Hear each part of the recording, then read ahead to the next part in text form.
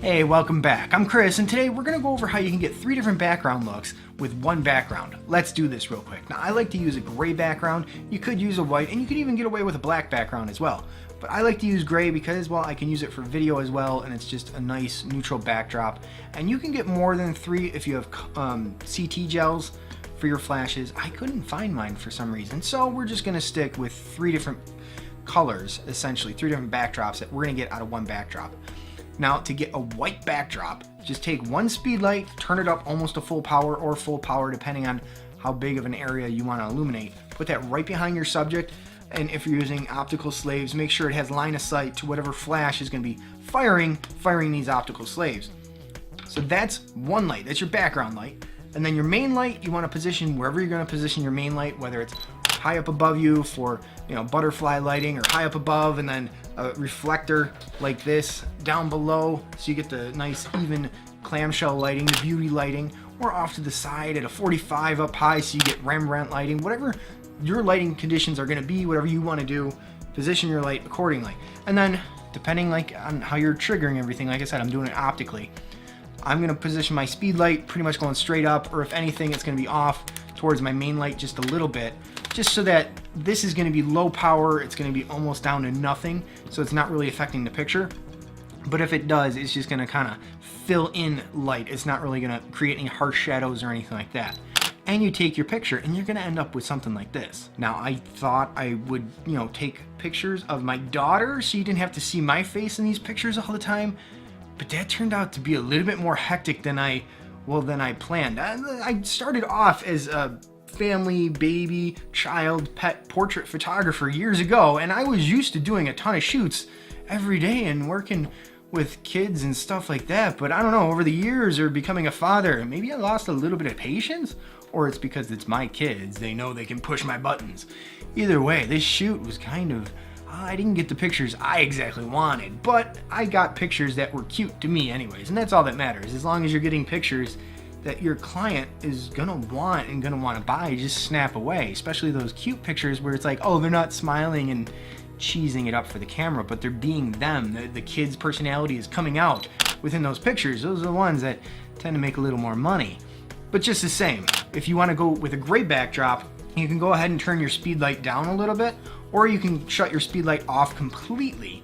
And then even if you're not going to use your speed light and you have the room, you can take your subject and bring them further away from the backdrop so that the light fall off back there is just going to go down and that backdrop is going to become darker. So you got to play with it a little bit. And if you're photographing kids, best to play with it before the child's in there, because you're only going to have maybe 5 minutes working time with the child before the shoot just goes to. The point is, the backdrop, you're going to have less light on the backdrop now. All your other settings can pretty much stay the same.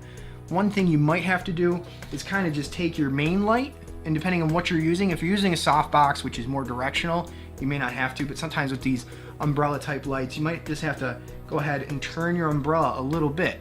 So if I'm the subject and the camera's over here, you kind of have it like this normally, but you might want to turn it a little bit, so you're feathering it a little bit. So you're using the softer edge, the less brightness of this big, huge space here, and less of it's going to spill onto the backdrop, if that makes any sense at all.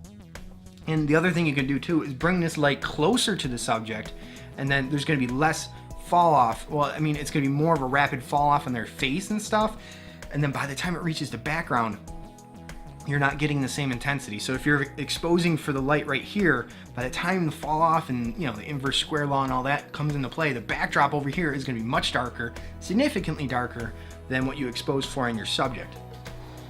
That's kind of the whole point. You're going to have more light on your subject than you are in the background to get a gray background, and you're going to end up with something like this. And then if you want to get a completely black background, it's the same thing. These were all shot on a gray background, but you shut your speed light off, and then I feathered this just a little bit more to where it was almost pointing right towards the camera, and there wasn't like really much of anything coming here, and you can get a much more dramatic effect. Now, I didn't adjust the settings on this speed light at all. I just really controlled where the light was coming from to get my shot that I wanted. And then the other thing you can do, like again, space permitting, is get your subject further away from the background, and that light fall off, that inverse square law where it's going to be much darker behind them, is going to come into play, and that background should go completely dark. The other thing I used a lot for almost all these pictures was just some sort of fill, whether it was up on the side a little bit, filling in the shadows, or down below, kind of filling in the shadows, giving it more of a beauty look. This is a really easy thing to use, and I'm happy I bought this to where I can easily hold my camera, and everything fires, and we're golden. Now the white side is gonna soften everything up a little bit. It's not gonna be as reflective compared to the silver side, where it's gonna be much more reflective. You're really gonna fill in those shadows. You're gonna use this more for a beauty look in that sense. But that's 3 easy ways you can, well, control your background to get completely different pictures, and I really didn't change the settings that much. The only settings I really changed was the background flash. Everything else stayed the same, and I just controlled where the light was falling on them to where if it's here, it's barely falling on them, so everything's gonna be a little bit darker, where if it's here, there's a lot more light and such. I think I did enough rambling for today. I wanna go over this in detail. It just wasn't gonna happen trying to photograph my daughter, put it that way. So I either have to get somebody else or get my son, or somebody that's willing just to sit with me and sit while we make a YouTube video and take some time. But, you know, leave questions in the comments if you're interested in finding out more. I'll try to help you out in understanding it better, because it really is an easy concept once you learn it. And the key thing is you have to practice it. You just got to start taking pictures, seeing what works. And the easiest thing to do is to start with one light. Start off with your ambient light first. Go ahead and take a picture without any flash, and make sure you take the picture to where, okay, well, you see some room light, and then you adjust your settings a little bit more, adjust that shutter speed a little bit more, and then the room light gets darker and darker and darker in the picture. So you have your settings to where when you're taking a picture, you can't see anything but darkness in the room, even though there's lights in the room. That means you cut out all the ambient light in the room, and you have essentially a clean palette to work with. Now you can take your background light, adjust that however you want to start off, whether you want it full power, half power, wherever your starting point's going to be. And then you set that background light off with your camera, and you take a picture, and you see what it is. If it's gone completely white, you should be good to go. And then you add in your next light, your main light, and then just the same. By that time, you're going to need your subject there so you can see the effects of it, and you start working with your main light till you get the settings and the look that you want.